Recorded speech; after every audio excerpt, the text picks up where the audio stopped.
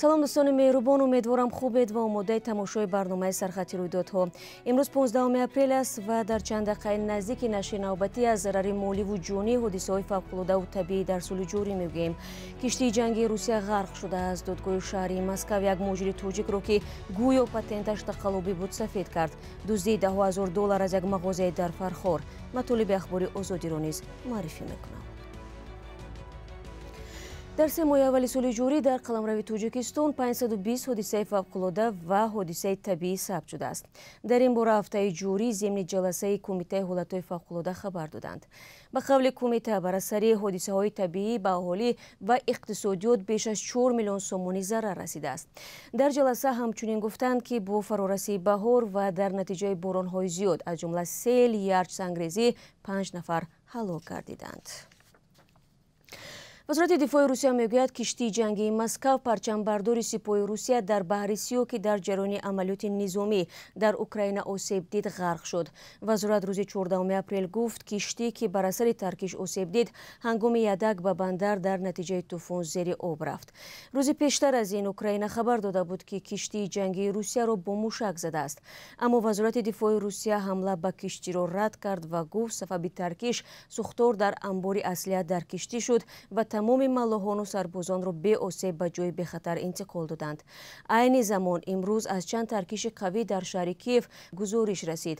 то ба ҳол иттилоъ аз хисороти таркишҳо дар Киев ва шаҳрҳои Харкиву Херсон нашр нашудааст. як зодаи Тоҷикистон ва ҳамсари украиниаш ҳангоми фирор аз вилояти Донецк, ки таҳти назари ҷудоиталабони рӯ ба Русия ба садама дучор шуда ҷон бохтанд.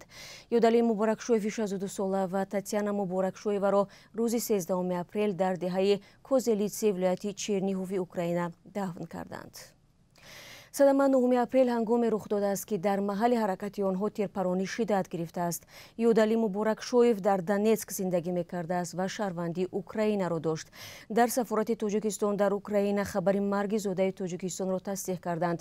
мақомоти Тоҷикистон мегӯянд, тақрибан 3000 тоҷики муқими Украина аз ин кишвар берун шуданд.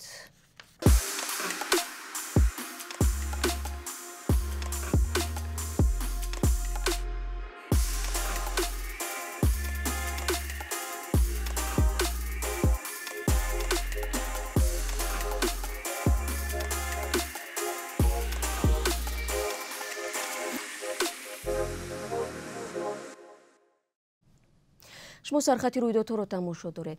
ин шабу рӯз дар бозорҳои Тоҷикистон меваи тару тоза ва дигар маҳсулоти полизӣ бештар ба назар мерасад, вале сокинон аз он нигаронӣ доранд, ки зӯрашон ба хариди он намерасад. онҳо аз тоҷирон гиламанданд, ки нархҳоро ба таври сонӣ боло мебаранд.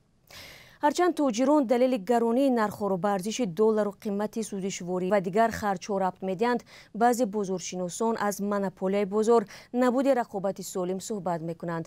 баъди 3 соат ба тамошои ахбори озодӣ бипайвандед дӯстон, чун дар ин бора ҳамкорони мо гузориш омода карданд. додгоҳи шаҳри Москав қарори ихроҷи як шаҳрванди Тоҷикистонро ғайриқонунӣ донист ва онро бекор кард. Муҳаммаҷон Собиров, ҳуқуқшиноси тоҷик, ки аз Алиҷон Қулматов дар додгоҳ намояндагӣ кардааст, мегӯяд, муҳоҷири тоҷикро кормандони пулис рӯзи 23 март дастгир карданд ва ӯ беш аз ним моҳ дар боздоштгоҳи муваққатӣ нигаҳдорӣ мешуд. шӯъбаи милисаи Галавинск ба додгоҳ ҳуҷҷат пешниҳод кардааст, ки тибқи он гӯё патенти муҳоҷири тоҷик тақаллубӣ аст. муҳаммаҷон Собиров бо нашри видеое дар канали худ гуфт, ки бо дархости ӯ ва додрас вазорати корҳои дохилӣ тасдиқ кардааст, ки патенти муҳоҷир қонунӣ мебошад. дар ин асос додгоҳи шаҳри Москав қарор кард, ки Қулматов раҳо карда шавад. ба гуфтаи ҳомиёни ҳуқуқ, мавридҳои зиёде ҷой доранд, ки дар додгоҳҳои Русия ба санадҳои дурӯғини пешниҳод намудаи пулис такя намуда муҳоҷиронеро, ки ягон қонуншиканӣ накарданд, аз Русия ихроҷ мекунанд.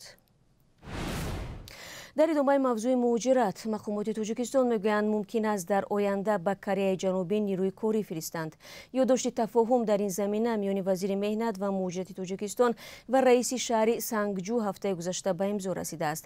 ҷонибҳо ба мувофиқа расиданд, ки тибқи талабот барои корҳои мавсимӣ қувваи корӣ аз Тоҷикистон ба шаҳри Сангҷу сафарбар мешавад. омори дақиқи шумораи муҳоҷирони кории тоҷик дар Кореяи Ҷанубӣ мавҷуд нест. وزارت کارهای داخلی توجیکستان از بازداشت 2 نفر خبر داد که به دزدی مبلغ کلان از داخل مغازه در نویه فرخار گمان بر می‌باشند.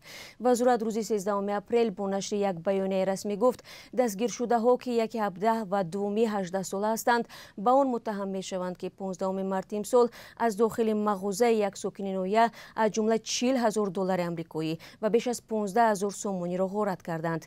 و گفته مقامات گمانبران به صاحب ملک 690,000 سومونی ضرر رساندند. تفتیشات در این زمینه ادامه داشته است. نظر خود گمانبران و وکیل دفاع آنها به اتهامات دسترس نیست. بنا به آمار وزارت کارهای داخلی دزدی در سراسر کشور بیشتر شده است. و دوستان عزیز، چون همیشه در همین قسمت برنامه عاید قرب اسعار خارجی در توجیکستان برایتان معلومات میدیم. بانک ملی برای امروز از روبل روسی را 152 سومونی و 50 درهم تعیین کرده است. نرخ $1 12 سومونی و 50 درهم و 1 یورو 13 سومونی و 56 درهم می باشد. بینندگان گرامی، نشر نوبتی سرخط رویدادها را در هفته جاری به پایان میبرم.